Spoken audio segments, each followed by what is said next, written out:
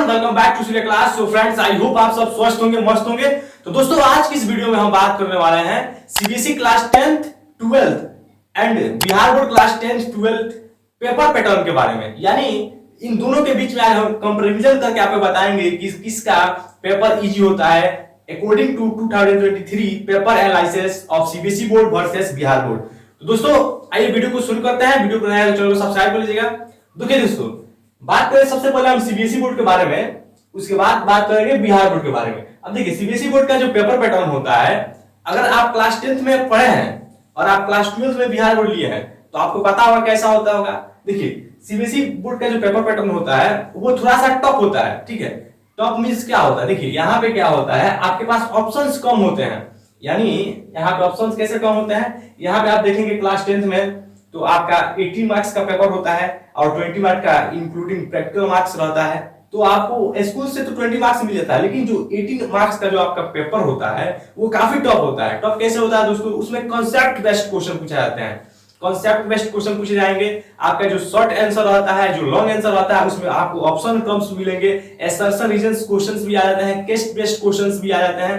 ठीक है, तो यहाँ पे कहीं ना कहीं अगर आप बात करें बिहार बोर्ड से तो उससे टफ पेपर यहाँ पे आता है। लेकिन अगर आप अच्छे से पढ़ाई करते हैं, कॉन्सेप्ट बेस्ड पढ़ाई करते हैं, तो आप इसमें 80 आउट ऑफ 80 स्कोर आराम से कर लेंगे। अब देखिए, क्लास 12th की दोस्तों बात करें तो इसके लिए हमने क्या किया दोस्तों, क्लास 12th के लिए 2023 का जो सैंपल पेपर जो सीबीएसई बोर्ड ने रिलीज किया है उसके अकॉर्डिंग से मैंने यहाँ पे आपको एनालिसिस करके बता रहा हूँ। ठीक है, तो देखिए इसमें क्या था, 2023 में जो आपका सेक्शन ए था उसमें आपको 16 क्वेश्चन देखने को मिल रहे थे। सेक्शन ए में, ये हम क्लास 12th फिजिक्स पेपर की बात कर रहे हैं, तो सेक्शन ए में 16 क्वेश्चन थे, जिसमें से आपके 12 जो एमसीक्यू थे। अब देखिए दोस्तों, जो सीबीएसई एमसीक्यू पूछता है वो लाइनिंग वाला एमसीक्यू नहीं होता है, वो कॉन्सेप्ट बेस्ड क्वेश्चन एमसीक्यू होता है। वो काफी जो है घुमा फिरा के पूछा जाता है। तो 16 एमसीक्यू थे, ठीक है, जिसमें से आपका 4 असर्शन रीजन इंक्लूड था 16 एमसीक्यू में। ठीक है, ये 1 मार्क के प्रत्येक एमसीक्यू थे।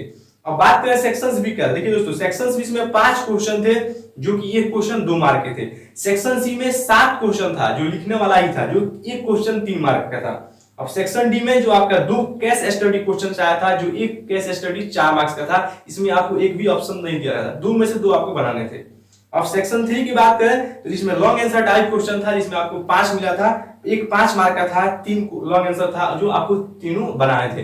अगर आपको इससे ज्यादा जानकारी चाहिए तो आप क्या कर सकते हैं दोस्तों, सीबीएसई का ऑफिशियल वेबसाइट पे जाइए और इसका क्लास 12 का जो आपका पेपर पैटर्न है, जो सैंपल पेपर रिलीज करता है सीबीएसई, उसके माध्यम से देख लीजिए। अब कमिंग जो आपका बोर्ड एग्जाम आने वाला है 2025 में, हम उसमें कुछ भी नहीं कह सकते हैं कि आपका पेपर पैटर्न क्या होगा। ठीक है, आपको कब पता चलेगा? जब सीबीएसई अपना मॉडल पेपर रिलीज करेगा, तो मॉडल पेपर के अकॉर्डिंग ही आपका बोर्ड एग्जाम में पेपर आते हैं, तो उससे आप एनालिसिस कर सकते हैं कि हमारे 2025 में पेपर पैटर्न क्या होगा। ठीक है दोस्तों, अब बात करें दोस्तों बिहार बोर्ड। देखिए, बिहार बोर्ड में पेपर को देखा जाए तो काफी इजी होता है। क्यों इजी होता है दोस्तों? क्योंकि यहाँ पे ऑप्शंस बहुत ज्यादा होते हैं। 2024 में पेपर पैटर्न की बात करें दोस्तों, यहाँ पे बिहार बोर्ड का तो पेपर काफी इजी आया था क्लास 12 का। अब देखिए, यहाँ पे भी हम फिजिक्स की बात करते हैं। फिजिक्स में क्या था दोस्तों, 70 एमसीक्यू में से आपको 35 एमसीक्यू ही देने थे, जो एमसीक्यू काफी इजी थे। एक भी यहाँ पे न्यूमेरिकल बेस एमसीक्यू नहीं आता है। अब आउट ऑफ 70 में आपको 35 ही एमसीक्यू मारना है, कोई भी बच्चा आराम से आसानी से कर सकता है दोस्तों। ठीक है, उसके बाद बात करें दोस्तों, यहाँ पे लॉन्ग आंसर में आपको 10 लॉन्ग आंसर थे, जिसमें से आपको सिर्फ 5 ही करने थे। शॉर्ट आंसर में बात करें दोस्तों, शॉर्ट आंसर में 20 थे, जिसमें से आपको 10 करने थे। बिहार बोर्ड में एक भी असर्शन क्वेश्चन नहीं आता है, ना ही केस बेस्ड क्वेश्चन आता है। ठीक है, तो सीबीएसई के कंपैरिजन में बिहार बोर्ड जो होता है काफी इजी होता है दोस्तों, और काफी भारी भी होता है। मैं इजी नहीं कहूंगा, अगर जो स्टूडेंट नहीं पढ़ाई अच्छे से करेंगे उनके लिए काफी भारी भी लग सकता है। तो इसलिए आप लोग अभी से मेहनत कीजिए। ठीक है, दोनों पेपर पैटर्न के बारे में आपको अच्छे से पता लग गया होगा दोस्तों। तो उम्मीद करता हूं जो वीडियो है हमारा काफी हेल्पफुल लगा होगा। तो चैनल को जरूर सब्सक्राइब कीजिएगा दोस्तों। धन्यवाद दोस्तों।